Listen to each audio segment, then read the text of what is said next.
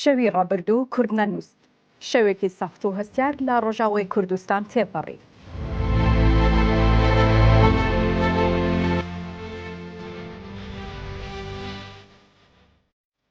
درەنگانێکی شەوی ڕابردوو لە ئەنجامی شکستی دانوسانەکانی کورد و حکوومەتەکەی دیمەشق گرژەکان سەریان هەڵدا و هێرشی سوپای سووریا بۆ سەر ڕۆژاوای کوردستان چڕت بووەوە.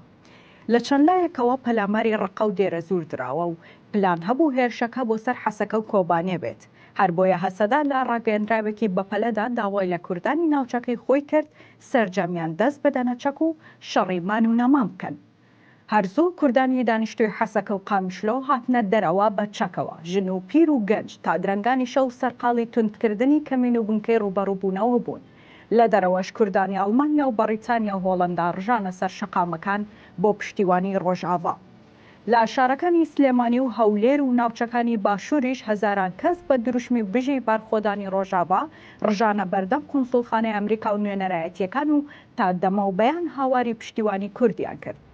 ناکۆکیەکانی سووریا لە هەڵوەشاندنەوەی ڕێکەوتنەکەی دوو ڕۆژ بەر لە ئێستا دروست بوو، بە تایبەت کە شەرع داوای کردبوو دەست بەجێ هەموو ناوچە کوردیەکان بدرێتە دەست چەکدارانی دیمەشق، بەڵام مەزلوم عەبدی ئەمەی بە توندی ڕەت کردبووەوە. لە ئەنجامی گرژەکانی شەودا هێرشی چەکدارانی شەرع زیاتر بۆ سەر ئەو گرتوخانانە بوو کە داعشیان تێدا بوو. لە شەدادەی نزیکەی 1500 چەکدار و سەرکردەی داعش ڕزگاریان بوو، بەڵام چەکدارەکان نەیانتوانی گرتوخانەی ئەقتان کۆنتڕۆڵ بکەن. جگە لەوانەش ئیدارەی خۆسەر نەفیر عامی ڕاگەیاند و فەرهاد شامی هەرزوو بە ناوی هەسەدەوە داوای لە هەموو خەڵک کرد چەک هەڵبگرن، بە هەزاران کەس لە ماڵەکانیان هاتنە دەرەوە و دەستیاندایە چەک. بۆ خاوکردنەوەی گرژیەکانیش کاتژمێر 11 دۆناڵد ترامپ پەیوەندی بە ئەحمەد شەرعەوە کرد و پێی ڕاگەیان هێرشەکان بۆ سەر ناوچە کوردیەکان ڕابگرن و کۆتایی بەو گرژیانە بهێنرێت. زەرەری گەورەی گرژیەکانی کورد و حکوومەت و سوپای سووریا بە ڕەڵابوونی زیندانیەکان بوون، بە تایبەت زیندانیان و سەرکردەکانی داعش.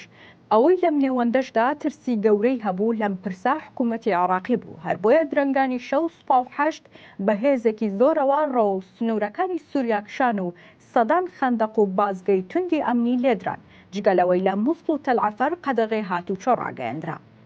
ترسی حکوومەتی عێراقی لە گەڕانەوەی داعشە بۆ ناوچە سونیەکان، هەر بۆیە زوو کەوتنە خۆیان و سوپایان ڕوە و ڕۆژئاوا جوڵاند. هێشتا نازانرێت چیتر ڕوودەدات، بەڵام کورد لە ناوچەکانی خۆیان سوورن لەسەر بەرگریکردنی بە کۆمەڵ و ناویان لێناوە بەرگری لە شەرەف و مانەوە.